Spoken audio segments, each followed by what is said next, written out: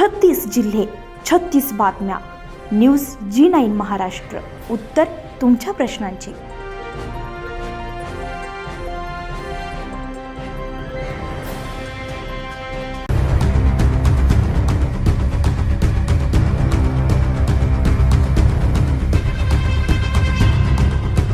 वर्धा जिल्ह्यातील तिगाव जवळील रोठा गावामध्ये 12 वर्षीय अल्पवयीन मुलीवर झालेला लैंगिक अत्याचार आणि त्यानंतर करण्यात आलेली निर्घृण हत्या ही अत्यंत संतापजनक, अमानवी आणि मानवतेला काळिमा फासणारी घटना आहे. या घटनेमुळे संपूर्ण वर्धा जिल्ह्यासह राज्यभर संतापाची लाट निर्माण झाली आहे. महिला आणि बालिकांच्या सुरक्षेबाबत गंभीर प्रश्न निर्माण झालेत.